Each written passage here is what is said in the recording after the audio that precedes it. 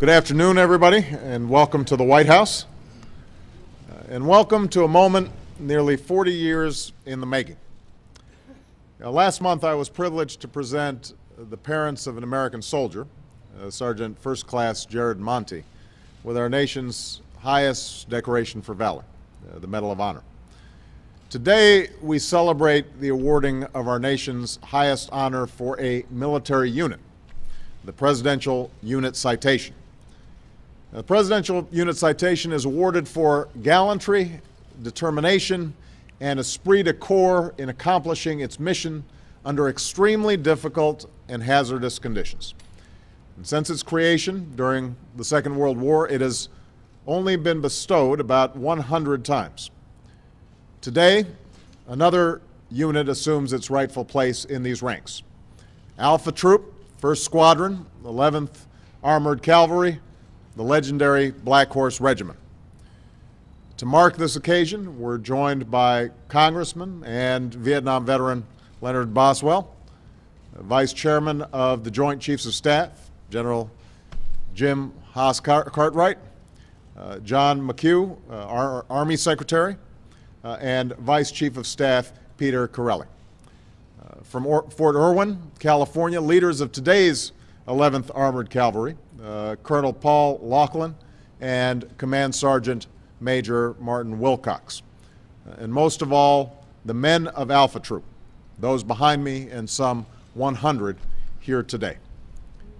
Now, these men might be a little bit older, a little bit grayer, but make no mistake, these soldiers define the meaning of bravery and heroism.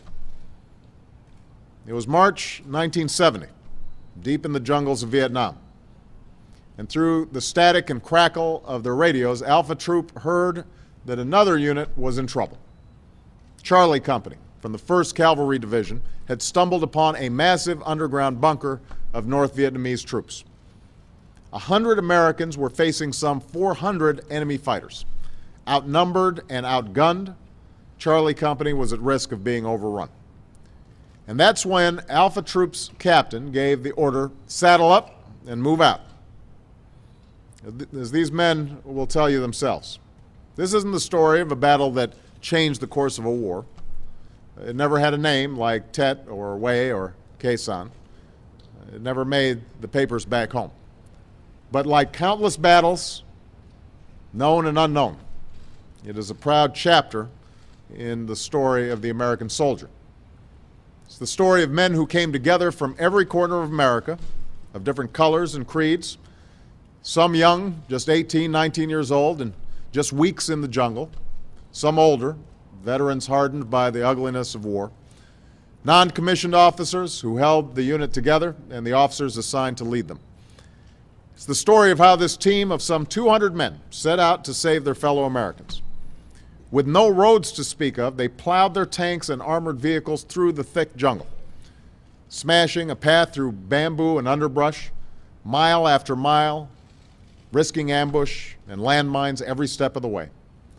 And finally, emerging from the jungle to the rescue, what one member of Charlie Company called a miracle.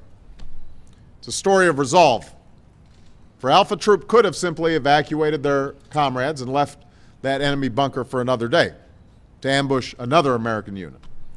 But as their captain said, that's not what the 11th Cavalry does. And so ultimately, this is a story of what soldiers do, not only for their country, but for each other. The troopers who put themselves in the line of fire, using their tanks and vehicles to shield those trapped Americans. The loaders who kept the ammunition coming, and the gunners who never let up.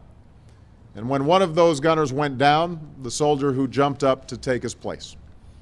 It's about the men who rushed out to drag their wounded buddies to safety, the medics who raced to save so many, the injured who kept fighting hour after hour. And finally, with dark falling as the convoy made the daring escape back through the jungle, these soldiers remained vigilant, protecting the wounded who lay at their feet. Now, the fog of war makes a full accounting impossible, but this much we know. Among the many casualties that day, some 20 members of Alpha Troop were wounded, and at least 2 made the ultimate sacrifice. their names now among the many etched in that black granite wall not far from here. But because of that service, that sacrifice, Alpha Troop completed its mission. It rescued Charlie Company. It saved those 100 American soldiers, some of who join us today. And those soldiers went on to have families, children and grandchildren, who also owe their lives to Alpha Troop. Now, some may wonder, after all these years, why honor this heroism now? And the answer is simple. Because we must. Because we have a sacred obligation. As a nation, we have an obligation to this troop. Their actions that day went largely unnoticed for decades, until their old captain, John Poindexter, realized that their service had been overlooked. He felt that he had a right to wrong. And so he spent years tracking down his troopers and gathering their stories, filing reports, fighting for the Silver Stars and Bronze Stars they deserved, and bringing us to this day. Thank you, John. We have an obligation to all who served in the jungles of Vietnam. Our Vietnam vets answered their country's call and served with honor. But one of the saddest episodes in American history was the fact that these vets were often shunned and neglected, even demonized when they came home. That was a national disgrace. And on days such as this, we resolve to never let it happen again. Many of our Vietnam vets put away their medals, rarely spoke of their service, and moved on. They started families and careers. Some rose through the ranks, like the decorated Vietnam veteran that I rely on every day, my National Security Advisor, Jim Jones. Indeed, I'm told that today is the first time in 39 years that many from Alpha Troop have pulled out their medals and joined their old troop. Some of you still carry the shrapnel and the scars of that day. All of you carry the memories. And so I say it's never too late.